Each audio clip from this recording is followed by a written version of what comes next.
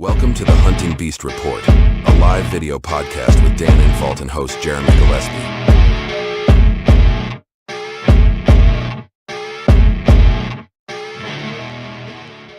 Today's podcast is brought to you by Stealth Outdoors. The off-season's a great time to rehab your gear, so head on over to Stealth Outdoors at www.stealthoutdoors.com to pick up some climbing stick wraps, cam buckle covers, platform cable wraps, or stealth strip rolls for all of your miscellaneous silencing needs. Today's show is also made possible by Hunting Beast Gear, innovators in mobile hunting gear and the designers of the Beast Sticks and Beast Stand. Check out the latest products at www.huntingbeastgear.com. And now, on to the podcast. All right, we're live. As always, got Dan Infalt today. Very special guest, Ted Zangerle of the Hunting Public. Ted, how are you doing? Good. Thanks for having me. Yeah, Hey, Ted. Thanks for jumping on. We had some minor technical difficulties. We're going to blame those on Steve Jobs. So thanks, Steve Jobs. Now, this program that I use, it's not very Apple friendly for whatever reason. So we got that all sorted out, and here we are. So thanks, everyone, for being patient. But Ted, to get started here, the world wants to know. So I'm going to share the screen here. Do you still have the autographed Hunt Like a Beast Juicy Fruit? I think I do. I couldn't tell you where it's at right now, but I'm pretty sure I still got it. Yeah. I used to have it hanging up in my room for a little while at the old place, but since then I've moved, so not sure exactly where it's at, but I'm pretty sure I still got it somewhere. That's Where are you awesome. at now? You're not in Iowa, right? I am in Iowa, so my parents. I'm at my parents right now, but me and Jake and Ward bought a place in a different part of Iowa, and we do some stuff with that, so we can't be there all the time. So I'm back up home right now at my parents. Cool.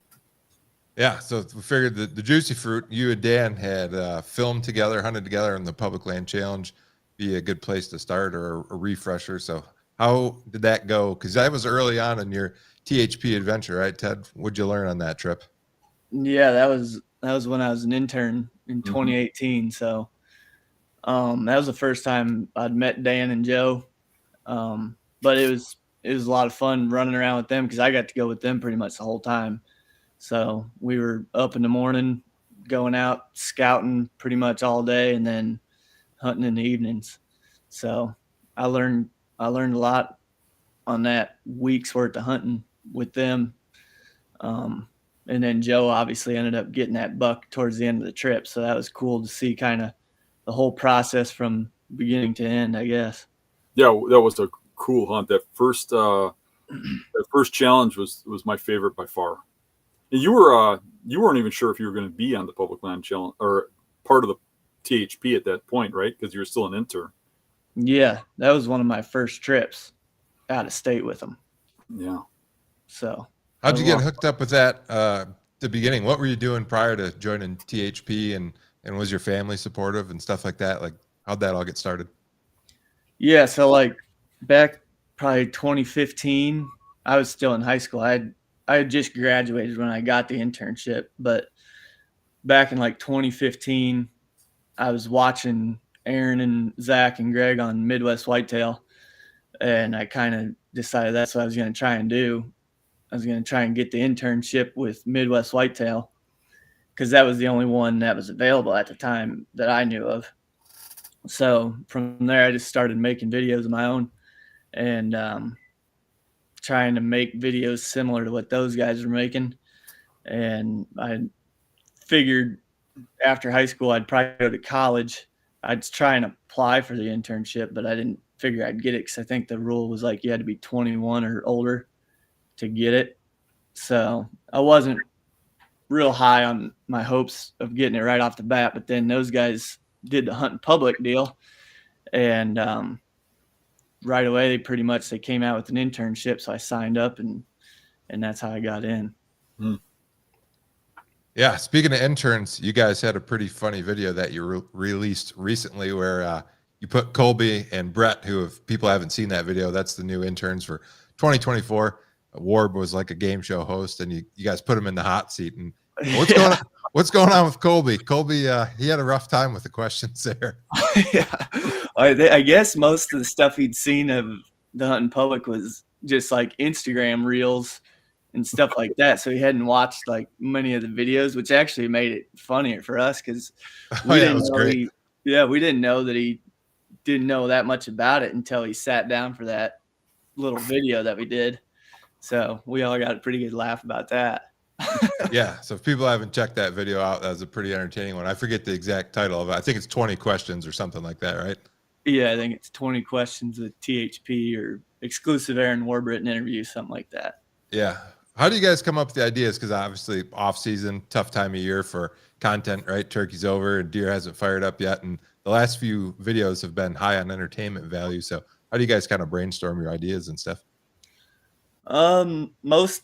Most weeks we'll have like a meeting one day out of the week, and we'll just every week, as we know we're leading up to having a work week where we're all going to be in one spot, we just start brainstorming as many ideas as we can of funny videos or educational videos, whatever it may be, because everybody right now lives in different parts of the country. So we only get time together like in the off season for a week at a time, say.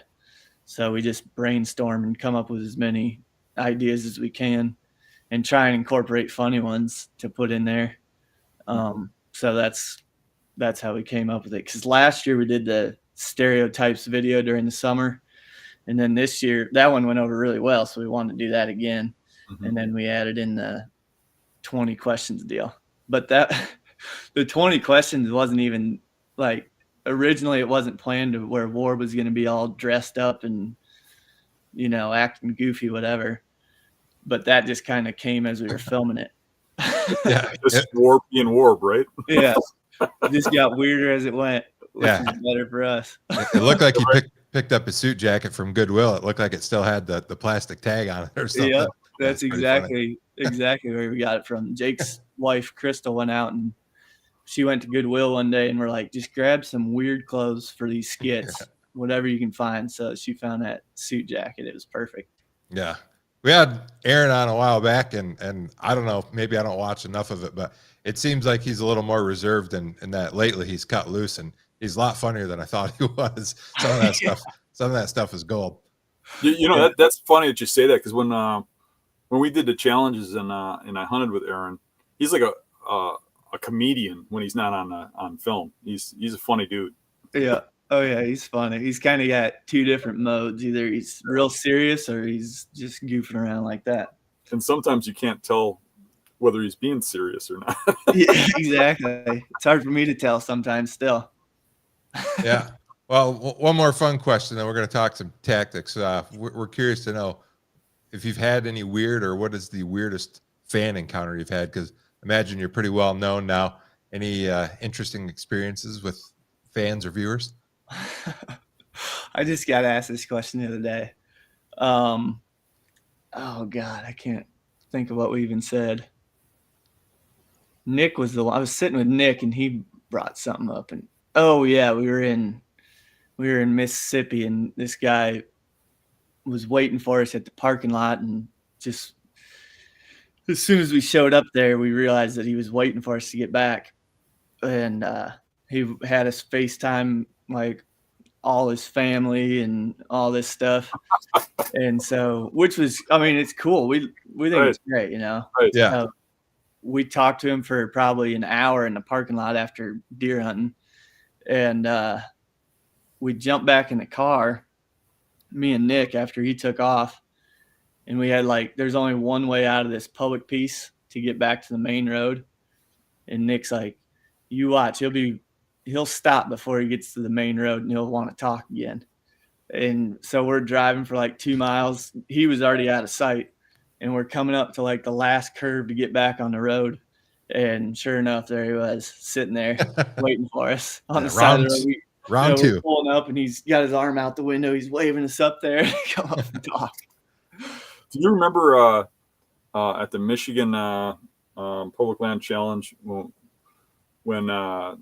we left the hunt Saturday? You know, everybody went out. When we came back, were you even at Michigan? Yeah, I was at Michigan. Okay, when we came back Saturday afternoon, Mm-hmm. I was like, what the hell happened? There was like 1,000 people in that campground. I couldn't even get to my tent. I think I was there for that part. We didn't stick around very long. We kind of buzzed in and buzzed right back out. But I remember there was Kind of crazy. Yeah. It must be weird going from like just a normal kid in high school to all of a sudden everybody knows who you are or where you go and stuff. It's kind of weird, ain't it? Yeah, a little bit.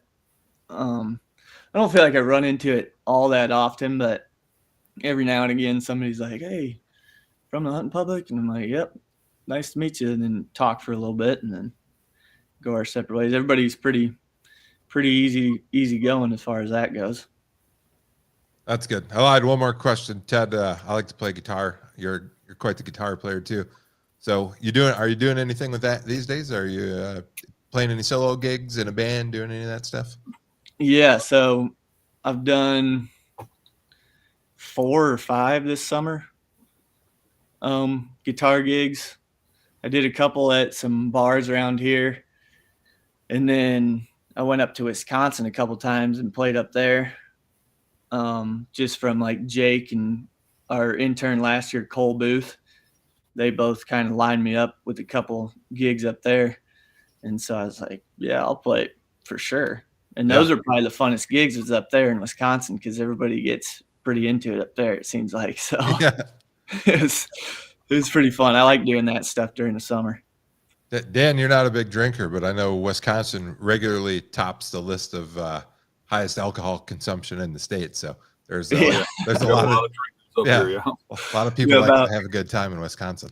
About halfway through my guitar sets, then that's when stuff really cranks up. People get enough to drink and it gets pretty fun. Yeah.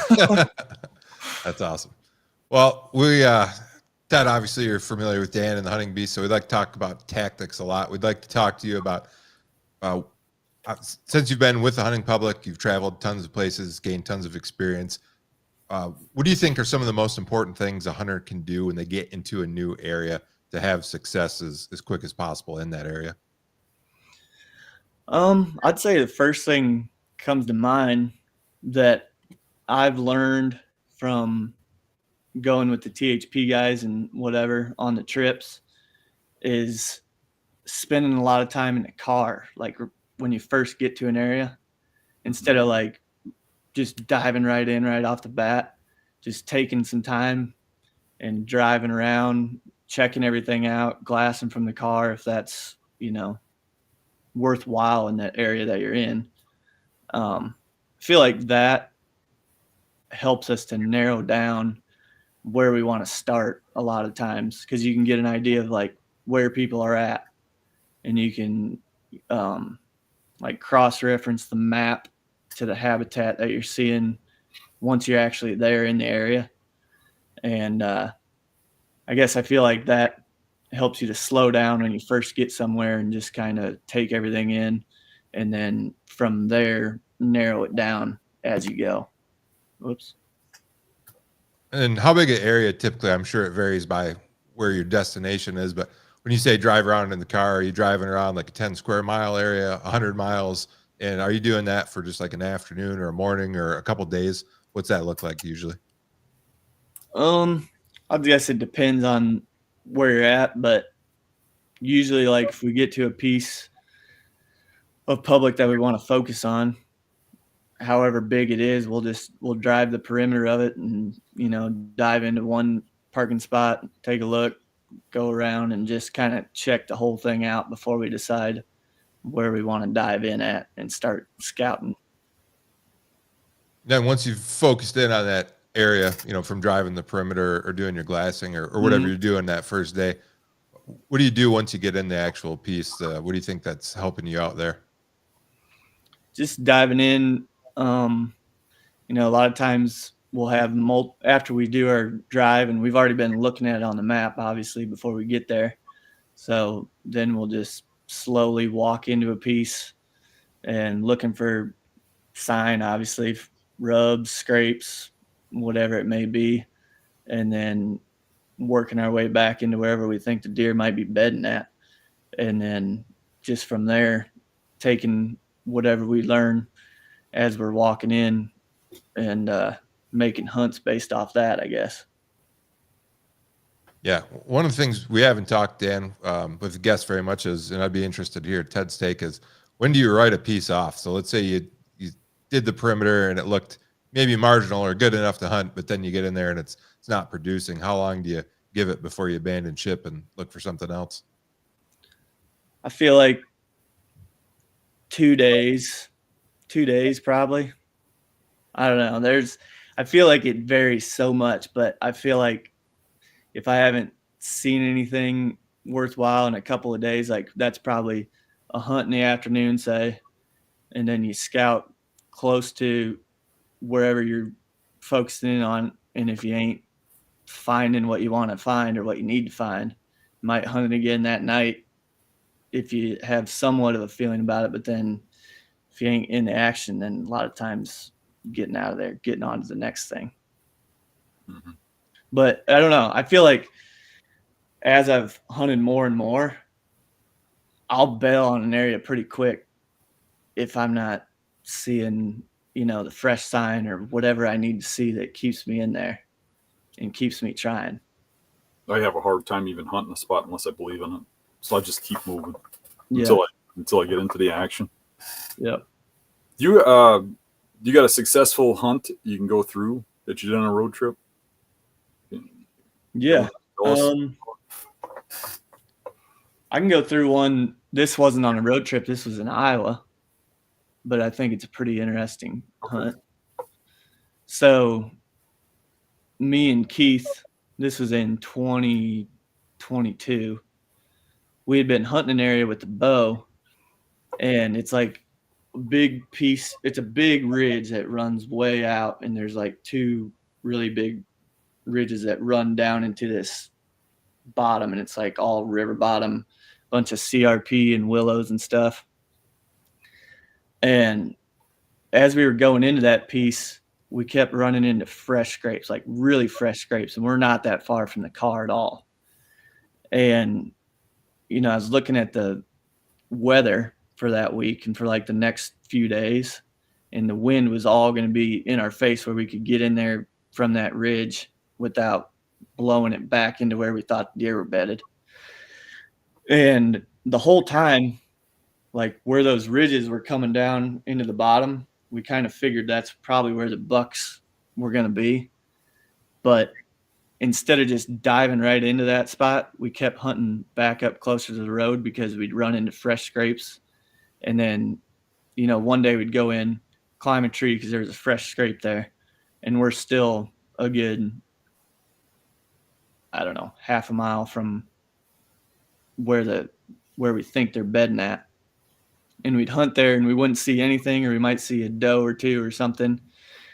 And so we just kept kind of picking away at it for 2 or 3 days.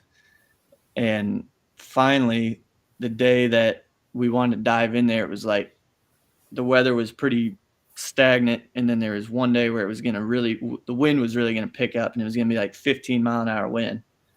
And it was going to be the start of early muzzleloader season in Iowa. So we drove around to the other side, and we could see back up in there where we thought the deer were probably laying at. And it was just a huge, like, cloud of willow trees is what it looked like, basically. And me and Keith were like, we got to just try and dive into that spot and just get in there. So we go in the same way we'd been going in, and we're walking past a bunch of scrapes. And then we start running into a bunch of does. And like every time we're running into these does, I'm just like, I'm thinking, oh shoot, did I just bump a buck? But then it would be a doe that would run off. And I'd be like, all right. And we're still up in the woods where we'd been hunting. But me and Keith just kept talking. We're like, we got to just dive back in there. Even if we bump one on these ridges, we think there's probably a buck back in there. So that's what we did. We just kept going, walking past these fresh scrapes, walking past does that were bumping off.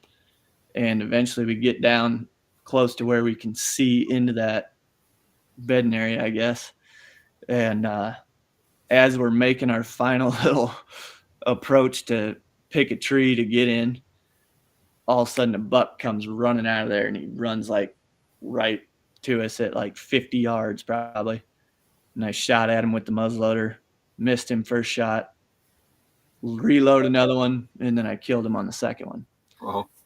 But that was one to me that just really helped me understand, like, you have to walk past, sometimes you have to walk past a lot of really fresh sign to get where they're actually moving at in daylight.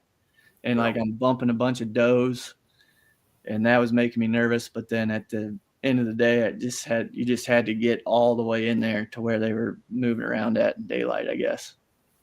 Yeah, I think that was probably a good learning point for you. I mean, I do that too, and a lot of times it feels kind of weird, but if you don't get to that kill spot, you're not killing that buck, and those does are probably out there because they can't go down there because there's a buck down there that's aggressive, you know? Yeah. That's a pretty cool story. Yeah, that was a big one for me, like boosted confidence. I felt like where it gave me the confidence for the next time, just go for that spot where I think they're going to be at. How'd you get the second shot off? I mean, did he stop or? Yeah, he stopped. I shot and he mule kicked. And so I'm thinking, I must have hit him. Well, then he takes off running to the left, and then he stopped and turned around and looked back. So then I reloaded another one as fast as I could and shot him again. And the first one, it grazed the bottom of his stomach, like just took hair off. And that's why he jumped up, I guess, like he did.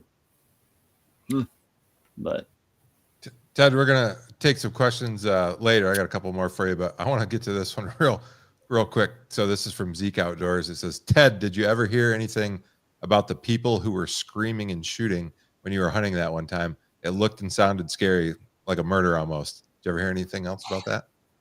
We didn't hear anything else. I guess the DNR went down there and walked the creek that was closest to where we heard that, but they didn't find anything. And they talked to the people in the house that we heard all that screaming coming from, and the people said, "Oh, we weren't home that day." So that's about as far as they took it. As far as we know, that's as far as they took it. So 100% that spot's haunted then. Yeah, I ain't going back there. Yeah, could have been not that video specifically, but you hear a lot of people saying bobcats sound like a woman screaming or whatever. And speaking of cats, it's been a minute too, but you guys ran into that mountain lion in Nebraska or something, right?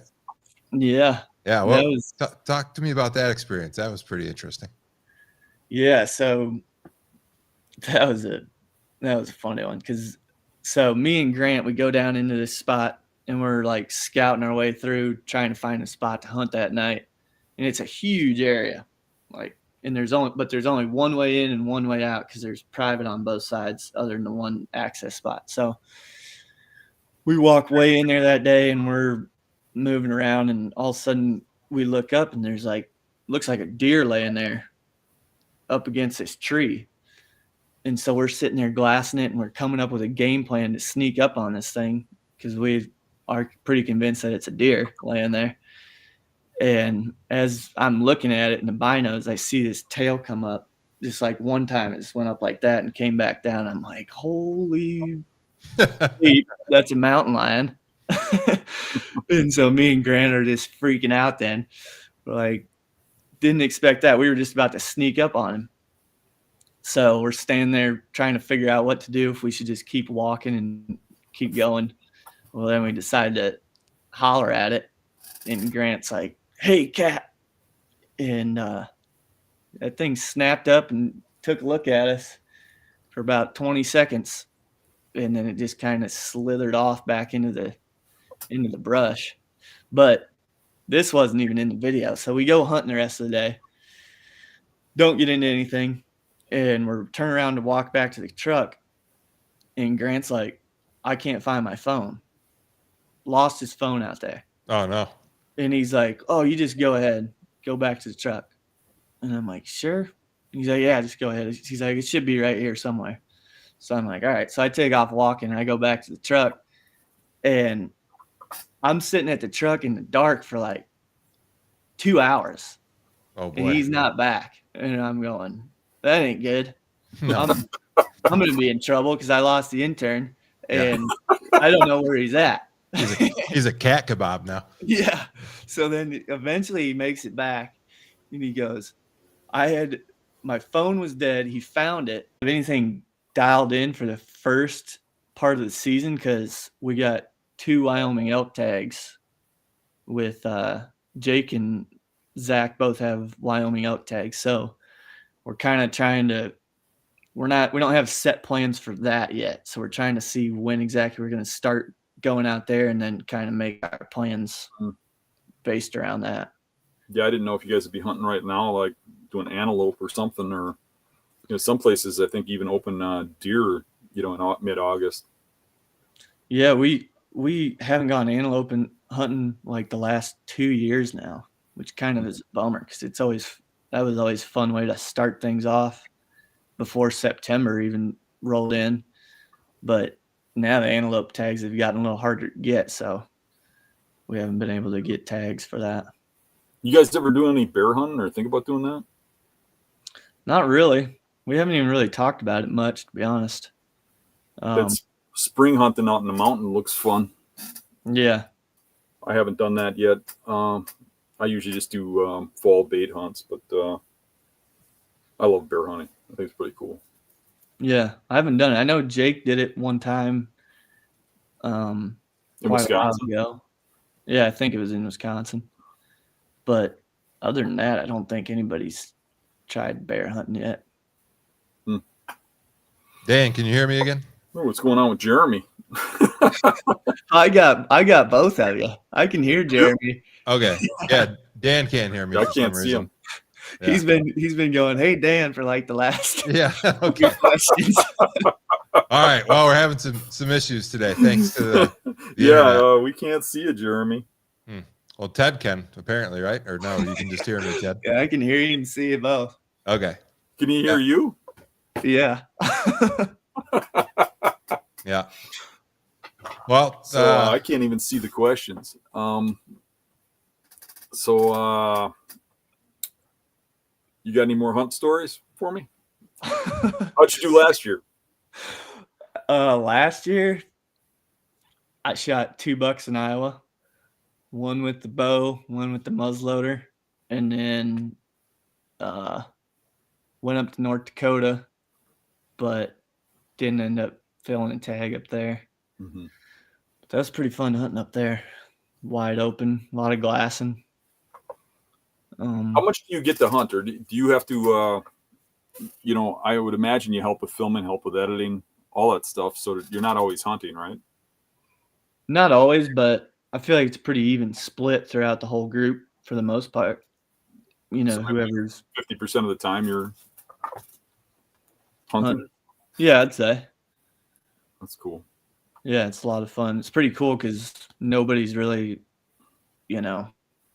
nobody's like, oh, I'm the one that's hunting. It's just all kind of thrown together. Like there's nobody that hunts more than anybody else, and nobody films more than anybody else. Really, I wouldn't say. hey, Ted. So I would imagine you concentrate in Iowa until you're filled up, or Yeah, usually I try and fill the Iowa tags, and then if I have an out-of-state tag, I'll go hunt that after I fill the Iowa tags. But it just depends. Like usually I'll hunt somewhere before Iowa starts, then I'll hunt Iowa, and then I'll bounce back out to wherever I have the out-of-state tag if I haven't filled it yet. Ted, tell Dan to leave and rejoin real quick. Jeremy says to leave and rejoin real quick, Dan. I got to leave and rejoin. Yeah, that's why you can't see. All right. Okay, I'll be right back. Okay. All right, sounds good. Oh, this is the joys of a live show, Ted. So that's why most people pre-record the podcast. But no, I don't know what's going on. I think that's on Dan's end because obviously you can see and hear me. So sometimes the connection gets corrupted and then someone's got to leave and rejoin. But anyways, let's talk about ground hunting while we're waiting for Dan to get back on. So you guys, you've had a lot of very successful ground hunts. I think specifically, Dan, can you hear and see me now? Hey, there he is. There he is. Okay. I've been here the whole time. Something happened, but we're going to talk about ground hunting real quick. And Ted, specifically, why would you guys choose a ground setup over an elevated setup? And then maybe talk about the big buck you shot in Missouri a couple years back, quite a few years now, but that was a ground setup, right? Yeah. So I would say why we would choose a ground setup over getting in a tree is just a lot of times where we think the deer is going to walk through where we think we're going to kill him at, there's not always a tree right there, or there's a tree like 50 yards back or something. So from there, then we'll start looking for a ground setup so we can make sure we're in the kill spot if a deer does walk by there. But I mean, most times we're carrying like our saddle and everything with us, and then if a ground setup looks better for the spot that we end up in, then we'll go for that. But I mean, I feel like it's 50-50, I always say, of whether or not we're in a tree or on the ground. But I don't really prefer one over the other necessarily. I like hunting on the ground because it's pretty exciting when stuff happens. But if there's a tree there that I think is going to be a better option than the ground, then I'll jump in the tree. Yeah, and from what I recall, that Missouri hunt, didn't you guys see that buck the day before maybe, and then you moved onto the ground because it was out of range of your tree setup or something like that? So we hadn't even seen that buck yet. We didn't even see him until he came through and I shot him. But we were set up just up this little ridge, hunting out of a tree. I think it was in the morning we set up there, and or middle of the day maybe.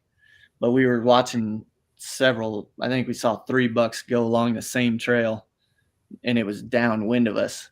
So after seeing several of them do that, we just climbed down, made a loop around there, and once we got over there, we were trying to set up on that trail, obviously, and pretty much the only option that we had was going to be on the ground. There was some trees around us, but nothing that we thought we could get away with. So then that's when Jake, I think he sat behind me just up against a stump or something. And then I just started grabbing a bunch of deadfall and stuff and stacking it up, and then just sat in there. And he was the only deer we saw after we did that. We sat there for probably 3 or 4 hours, and then he popped up right before it got dark. If you're going to see only one, that's a good one to see. Yeah, for sure. Pretty nice buck. I know when that happened, that was a real big video, rightfully so. It was entertaining. So we had a question. So we actually had Sam Solholt on yesterday, and we asked if any people had any questions for you to ask, or maybe that was last week. I'm getting confused. But anyways, while we're talking about ground stuff, people wanted to know about ghillie suits. When do you wear one? Do you have a specific brand that you like? Are you still wearing them? What's your opinion on ghillie suits? Ghillie suits. I don't hardly ever wear ghillie suits. I think I wore one.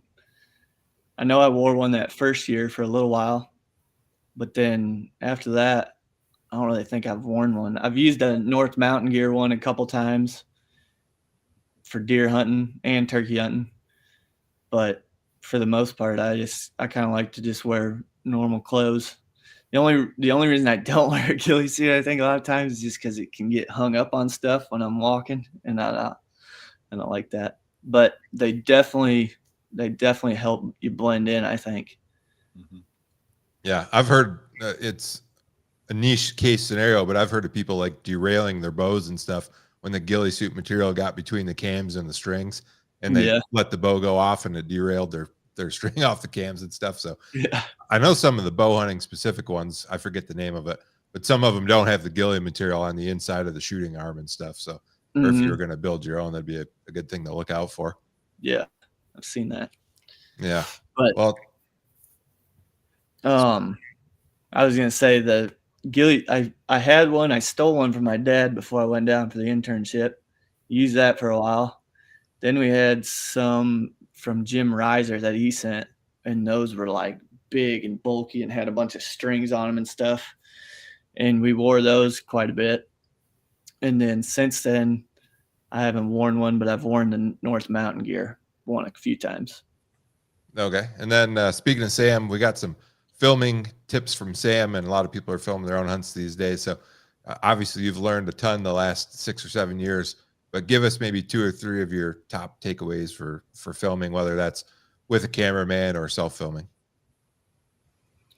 Okay. As far as being the guy that's filming somebody else, I think just the biggest thing that helps make a video good is capturing the whole story from start to finish. Like whether that's guys cutting it up in camp or Nick filming or Nick cooking on the stove. And then while you're actually out hunting, just filming all the details of everything that's going on. And one thing that Zach talks about sometimes is like a good cameraman knows when a guy's going to say something. So before he even says something, you're already ready to go and hit the record button. And then he turns around and says whatever, and you get that, and you don't have to recreate anything as you go. I remember when you filmed for me and Joe, and you're in the back seat, and you had a whole bunch of crap on film that we had no idea you were even filming us. Yeah. So that's the best stuff when somebody doesn't know that they're getting filmed. A lot of times that's the good stuff. That's when people are acting like themselves totally. I was always worried you're going to come back after me and like make me pay you money not to release it. If we'd have got me throwing up on the side of the road, I might have. What's the story there? I was sick that whole trip to Minnesota. I don't know what was going on. Mm-hmm. And then I was in the back of Dan's truck, and I remember I was feeling all right. And then I turned around to film something out of the back window, and all of a sudden I just got sick big time, like car sick and everything else. And I'm like, Dan, you got to pull over. And he was on it too. He pulled over right away, and I jumped out and threw up. And then that was pretty much it. And then we jumped back in the car and kept going. Just wipe them off and let's go. Yeah.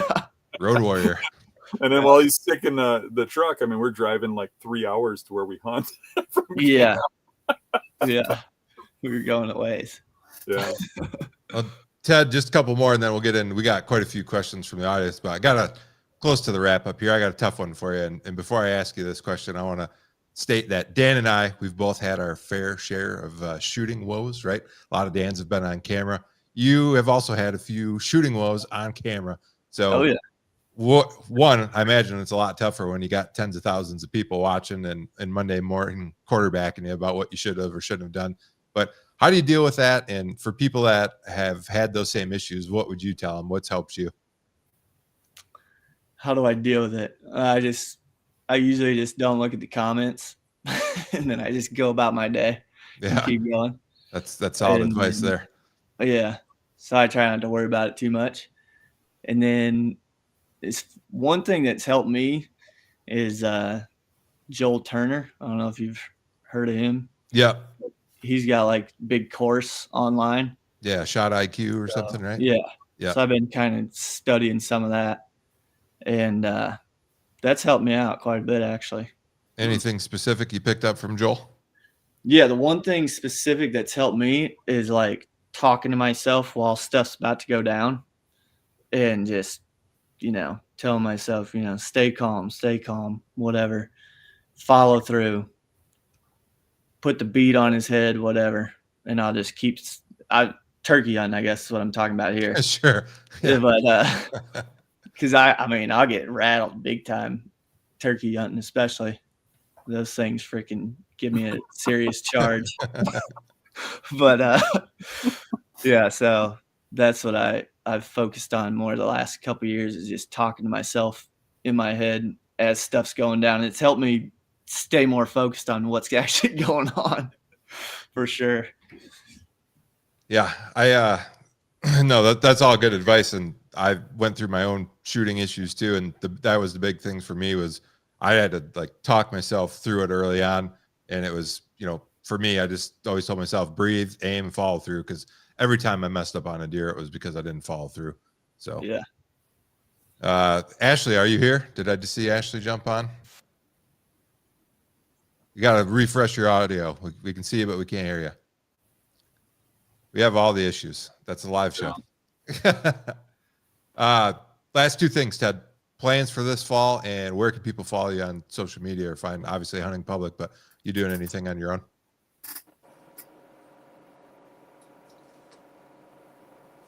Oh, we lost Ted. Oh, geez. Ted, we can't hear you now. If he taps the settings icon and then hits the microphone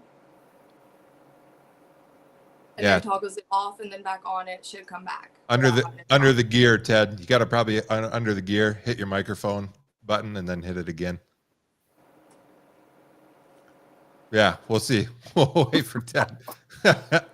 We're gonna have Ted do sign language. Can you hear me now? We can hear you now. Okay. Okay. There we go. So yeah, plans for the fall. Yeah, plans for this fall and social media. Plans for this fall. I got 2 Iowa tags like I usually do, and then the only other tag I have is a Colorado mule deer tag. Oh, that's a good rifle season. Yeah, so that'll be pretty fun. It's only like a 5-day hunt, but I'm looking forward to that one. Yeah, which season did you get? No, I can't hear you. There you go. Yeah, now I can hear you. Which season did you get? 4th season. 4th season. Yeah, that's the good one. Yeah, it's gonna be pretty cold, I imagine. Yeah. And then social media. If besides THP, where can people follow you at? All my social media, which is just Instagram and Facebook, is Ted Zangerle. Perfect. Ashley, take it away. All right. There was like a bajillion and 72 questions, so I'm yeah, rapid fire you. All right, sounds good. So Farrell asked if there was any more lightning excitement. Any more lightning excitement? Yes. Not recently. Usually during turkey season, though, there's a few storms that give us a little bit of a scare, but nothing like the one that was in Arkansas a few years ago.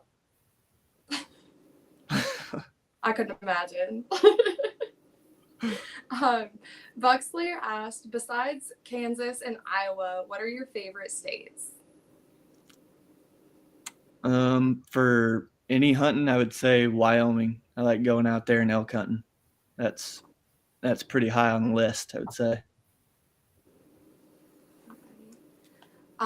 Sam, he was asking all of you guys, what are some of your all's favorite ways to combat designated parking area regulations on some pieces? Anybody else want to take this one? Well, for me, I just park where they tell me I have to park, and I walk. A lot of times I'll walk up a road to go in from, or you walk just into the brush so that you're not seen from the road. But you got to park where they make you park, basically. Mm-hmm. Have a friend drop you off. Yeah. Yeah, that's a good idea. Paul is wondering, what is the most states you've hunted in a season, and which one was your favorite? Most states I've hunted in a season. Probably turkey season. I couldn't tell you the exact number, but probably like 13 maybe, something like that. In 1 year? Holy crap. For turkeys, yeah. I don't know if that's actually accurate, but it's probably close to that number, I would say. Have you gotten your Grand Slam yet? Sorry to interrupt. No, I have not. Okay. I was just curious. Yeah, I haven't done that yet. What was the other part of the question? Sorry. Which one was your favorite out of all of the 13 states that you hunted that year for turkeys? Texas is pretty fun. We go down there and hunt with Nick and stay on his little ranch down there. So that's always a fun little breather from the public hunting, I guess. We go down there and have a nice place to stay and then go out and hunt on his little lease. And there's quite a few turkeys. So I like doing that one. Dan, what's your max in a year for? I don't think it, maybe 3 or 4. I don't know. that would be it, 3 or 4. I try to just do, I'm not doing it for a living like Ted. I'm just doing few road trips. So usually 3 or 4. I've been doing more recently, last few years. But if it takes me away from my home state and I'm onto something big, and I think Ted can relate with that with Iowa, I'm thinking about getting back, and then I get back and I lost track of the deer. I got to kind of relocate and stuff. And some of those trips kind of drive me nuts, especially the ones that are planned way in advance. And then you get onto something really big and you've got to go on this hunt because you've already got it planned, got the tags bought and stuff. And so, but yeah, I usually go on something early, something towards rut. And I love late season hunts. I love going out in winter in the North Country, in real cold weather and snow and stuff. I don't know why, but I enjoy half killing myself for some reason. I kind of like the hard ones. What do you think, Ted? Do you like the easy states or do you like the hard ones? Hard. You want to have success, but if I was going to pull off success, I'd rather do it in a place like Michigan or the UP or some place where it's hard, where everybody says you can't do it, then do it someplace everybody says is easy. What are your thoughts on that, Ted? I like a good mix of both throughout the season. Some that are hard and see if you can go up there and get something down. And then if that doesn't work, then I like bouncing back to somewhere where you're like, I know I can get on some bucks here. Yeah, every now and then you need to kill, right? Yeah, exactly. Yeah. It's a good balance. I like a good balance. All right. Our next question that we have is a little more in depth, I guess. So Jim Funk asked, where do you see yourself in the next 10 years?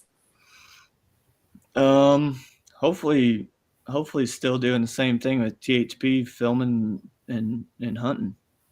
That's the hope. Anyway. That's the life, right? Yeah. If it's something other than that, I have no idea what it will be yet. Alrighty. Famous country musician. Yeah. I got a long way to go for that. Kittler asked, what approach do the hunting public guys take to accessing small oxbows from the boat? What approach do we take? Yes. Either a boat or a canoe, I guess. I don't know. I don't know if that's sure. I'll add to the question, like if you identified an area you're going to hunt, how close are you landing, like beaching your boat, or Okay. Obviously you're trying to land downwind and stuff, but what's a reasonable distance? And I guess I'll get as close as I can get, like in the morning, say if I'm hunting something coming back in there to bed, and then I'll go pull right up. Especially if it's like a steep bank that I got to climb up, maybe pull right under where I want to set up. But that's a tough one because it kind of depends a lot on different situations. But most times I'm just going to get as close as I think I can, and then climb up from there and see what it looks like, I guess. What about you, Dan? When you get in those little areas, what's the closest you get? I usually don't take a boat. I usually half drown myself and wade through rivers and crap like that. I have taken boats into some really hard stuff, usually kayaks or canoes. But Ted's got it right on the money. I mean, sometimes you can get real close, sometimes you can't.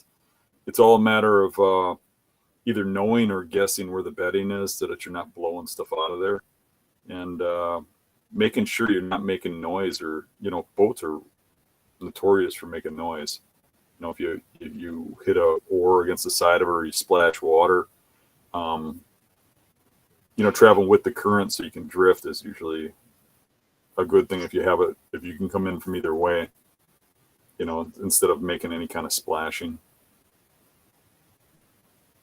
Gotcha. Jeremy, being in Montana, do you guys do any boats or canoes or kayaks or anything? Yeah, I've got one of those new canoe Frontiers. Do you guys use those too, don't you, Ted?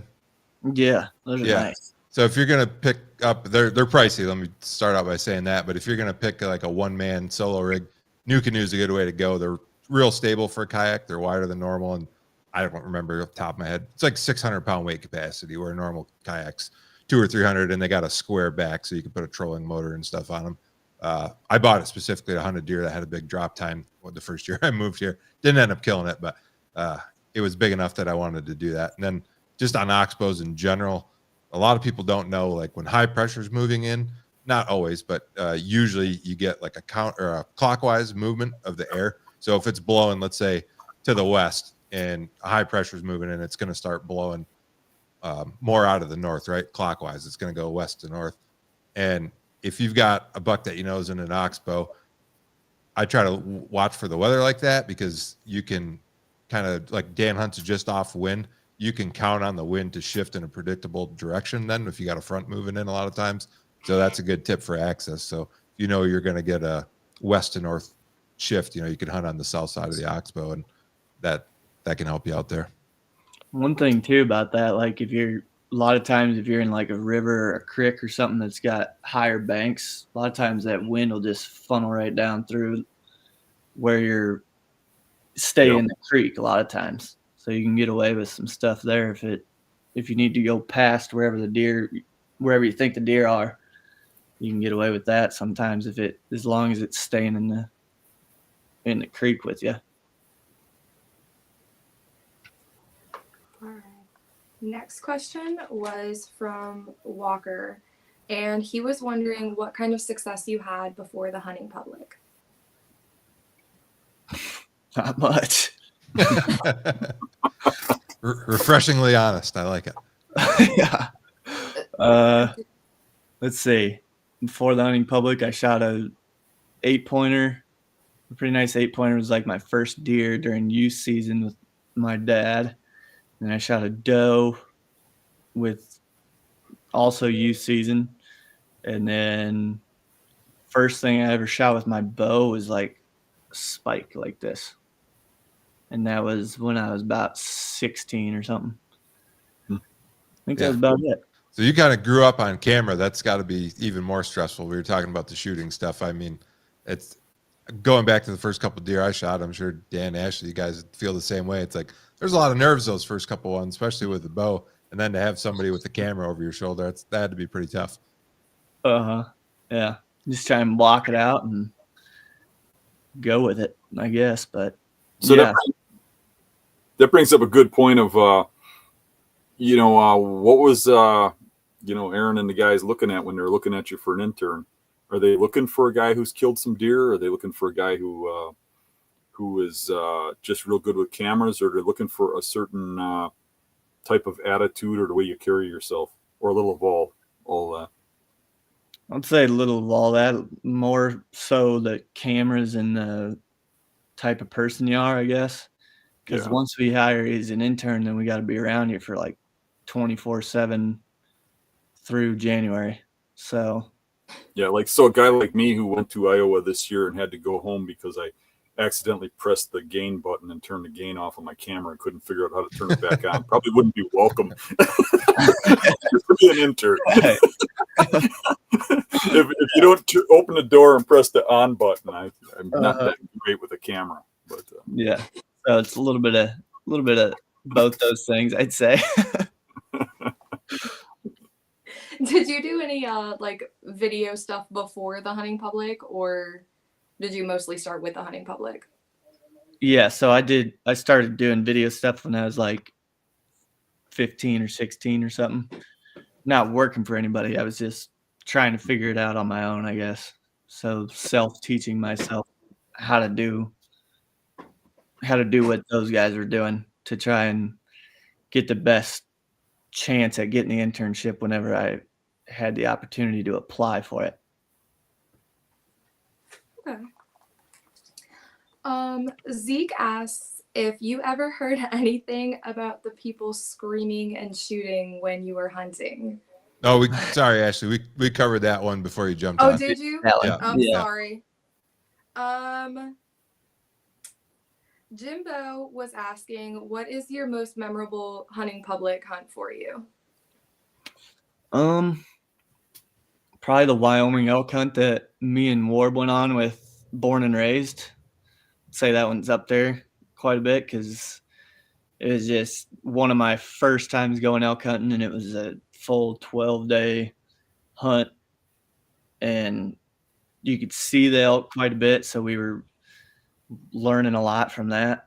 Like we kind of watched the rut like kick in almost because we could see the elk so much. Like at first it was a bachelor group of bulls up on this face of this mountain. And then as the days went on, like more cows, more bulls, everything started rolling into this one mountain face. And it was just, by the end of it, it just got crazy. And when he shot the bull, we were in the middle of a rut frenzy kind of up there. So that's probably the most memorable one, I would say. I couldn't imagine the noises that would produce while like trying to camp, just listening to them scream through the woods. Yeah. It's pretty great. It would be fun. Wisco Outdoors is asking, when is your favorite time of deer season, and do you have a special day for deer season? Favorite time, I would say, let's see, I like November 10th through the 20th. Those are some usually pretty fun days out in the field, I would say. As far as my favorite day, I don't really have a favorite day. But I guess maybe November 10th, right around there. That's when over the last 4 or 5 years, that's when I feel like stuff really starts picking up, at least in Iowa, when we really start seeing things out of the ordinary. Do you have a favorite day, Dan? I kind of like late October. I like before all the pressure picks up when I'm on public. I think the deer in late October, most places really start laying down a lot of sign, but they're still real patternable.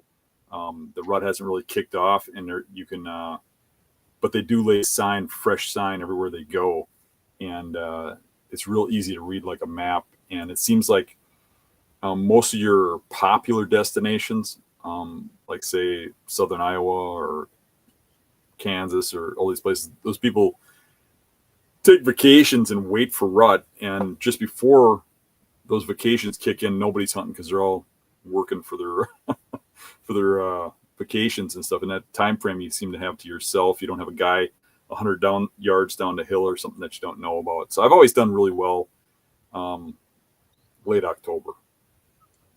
What about you, Jeremy? I've got 2: opening day in Montana because they're on summer patterns, and Dan's talked about it a lot. I think opening day, you got a great chance at a deer, and my other favorite day is November 7th because I've shot 2 of my 3 best whitetail bucks on November 7th. So hard to argue with that for me personally. I've got October 31st just because of all of the old folks around here. They swear that that's the date to be out. So that's one that we like to be out.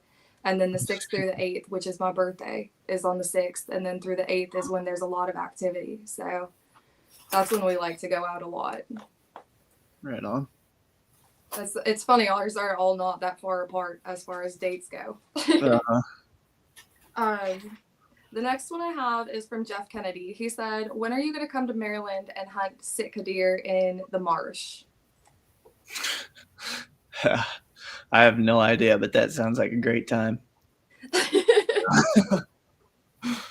I've been wanting to do that too. That just sounds like a blast. It's just Maryland's such a poke. Yeah. Isn't those the ones that bugle or something up there? Yeah, they're like little tiny elk. Yeah. I've watched some videos about it, but I've never looked into planning a hunt to go up there, but that would be a pretty cool experience, I'd imagine. We had Aaron on a while back. A lot of people want the public land challenge to come back. There you go, Maryland Sitka deer. That'd be cool. Let's go do it. Maryland also has a lot of bow fishing too, which would be pretty cool. Mm-hmm. Yeah. I think they do that in early September too, so it might be before anything else really kicks in. Oh, that'd be perfect. Yeah. So the hunting factor asked, Ted, did you mount that buck you shot in the antler? I did not. It's downstairs in my closet, just sitting in the closet. It's a European mount. Still got the broadhead in it and everything. That's awesome. That's one you should put on a pedestal. Just let the broadhead glow a little bit, Yeah. I need more room. I don't have anywhere to put this stuff up at most places. And that's not because I got too many to mount. I just don't have the room for a lot of them. No, that's understandable. Farrell is also asking, can you go through the steps on a travel hunt when glassing isn't an option? Maybe creek bottoms or rolling hills? I can try. Let's see. Trying to think of something we went on like that. Okay. The PA Public Land Challenge with Zach. We went out and he had a few spots already picked out on the map. And from there, we went in a lot of the spots that he was looking at were like up on the ridges. So instead of going up on the ridges to start, we were kind of walking the creek bottoms in the bottom ground down there, and we were finding a bunch of scrapes and a bunch of rubs, a lot of signs. And then we ended up killing a deer up on the actual ridge where we kind of figured the deer were going to be at, because it was a big clear cut, lots of thick cover on the top of the ridge. So yeah, focusing on the bottom ground where it generally more wet, where you can pick up on fresher tracks, fresher sign down there without disturbing anything up on the ridges, I guess. I don't know if that makes any sense or not, but Makes sense to me. all right, perfect. How much more time we got, Jeremy? As long as Ted's good, 15 more minutes. Sure. All right. Jimbo Slice is wondering, have y'all killed a deer over one of Zip's homemade decoys? Not yet. We have not yet, but we've tried it a bunch. Last fall, we ran around with that thing till our arms went numb, pretty much, because they were pretty heavy. But I think we will here the next, if not this year, it'll be the next couple of years. He actually just made a new one the other day, and his first batch last fall were made out of like actual deer mounts. So they had like the foam and stuff in there, and they were 3D, obviously, with that thing on the front. And this year he made one that's just like a Montana decoy, but instead of just using the Montana decoy, it's got foam up in there. So it's built out a little bit, and those are a little bit lighter. So we might be able to use them a lot more since they are lighter. And I'd imagine somebody will kill one over it this year. I actually just bought Dad a 360 camera, and it just got here yesterday. So we had that thing out there just so he could have it on his decoy, because I know he wants to get it on film if he does get one, and I want him to get it on film too. So we got him one of those, and if he does have one come in, he should get it on camera. Which you got an Insta 360, one of those? Yeah. Yeah. Did you show him the videos where they stick them in the mouth? Because somebody needs to walk through the woods with that in their mouth. I would love to see that. I have seen that. I should show him one of those. I'll just tell him, if you don't have it on the decoy, just put it in your mouth, walk around. Yeah, it would be a glorious time. Farrell is wondering what your favorite meal Nick cooked was. Probably turkey stir fry. He makes that with he's got his flat top griddle, cooks the turkey breast, and then cooks a bunch of like vegetables and stuff on the flat top, and then he takes his jet boil and makes a bunch of rice, and then you mix that all together, put a little stir fry sauce on there. It's pretty good. Sounds delicious. Dan, did you when you were doing the challenges with them, did you get him to cook for you? I don't think Nick was around then yet, was he? No. Not? No. I can't Around, remember. yeah. I'm terrible. I don't think I'm we've terrible done at one since Nick We- joined. Yeah, we usually like looked under the seats of the truck and stuff and just found stuff to munch on, like old stale donuts and stuff. You know, a lot of that stuff we don't even know how long was in there, like a piece of the jerky or something. But jerky lasts forever, you know. So, Yeah. But so- literally, we just gas stations or whatever we could find. I think there was a couple times when I think it was Greg and his wife cooked or something and invited us in. She probably got sick of watching us dig through people's trucks and stuff for goodies, but I didn't get to experience that. No. Mm-mm. She was just feeding her local raccoons. That's all. Mark is wondering. He said your go-to rubber boot and hunting boot. I haven't used rubber boots in quite a while, actually. What I usually use now is a pair of crispy hiking boots. I wear those like all times of the year.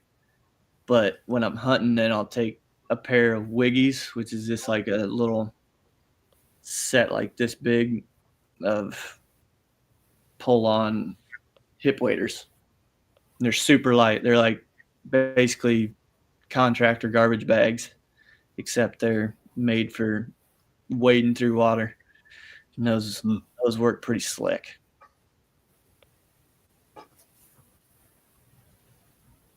I'm trying to find questions. Sorry, guys. Chris is wondering if you're ever considering coming back to Michigan. Yeah, we probably will at some point. We haven't put that one on the list yet, but I'm sure at some point down the road we'll end up going back up there.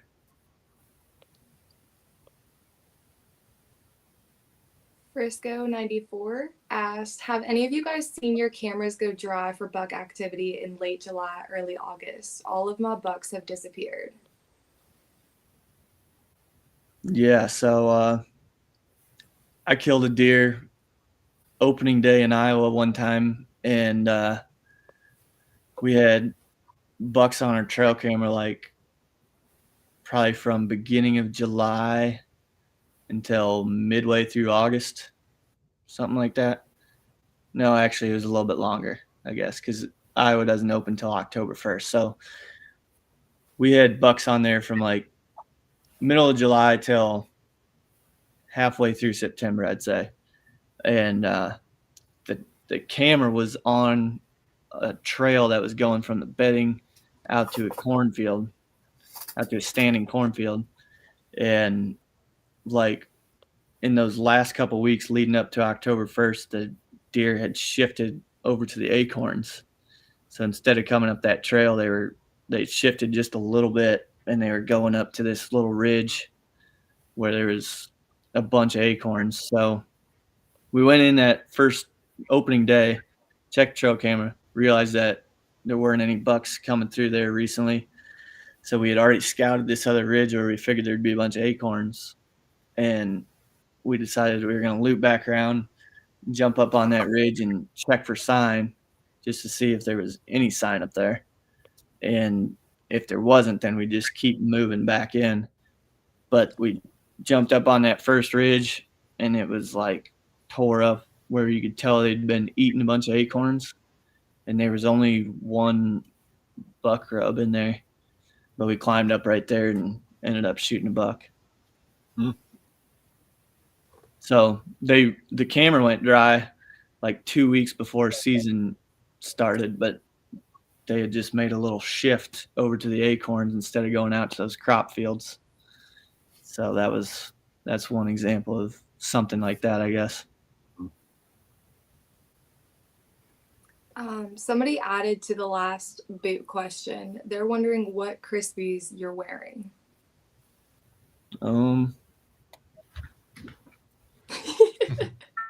I don't have them, but I used to wear crispy Nevadas. Those are like full leather ones. those last me a long time. But the ones I've been wearing recently, I'm not sure what they're called. All right. Hunt Better is wondering, what has been your most recent light bulb moment as far as hunting mature bucks?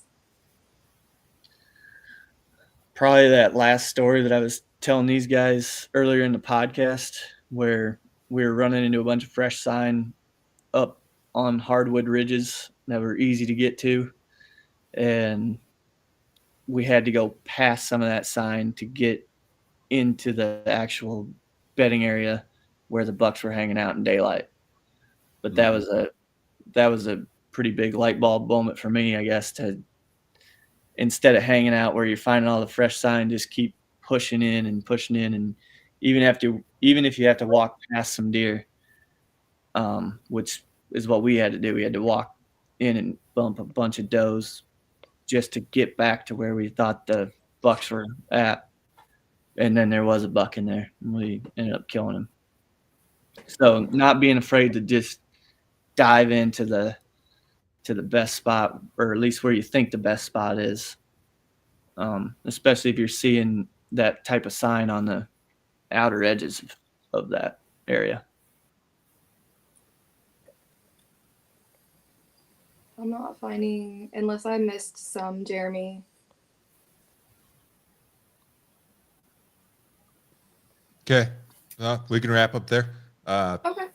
Ted, thanks for coming on. Appreciate all your stories and the time taken and bearing with us through what has been probably more technical difficulties than we've had in a while. So we'll, everyone that's watching, like I said, that's the joys of the live show. So thanks again, Ted. Yeah, thanks for having me.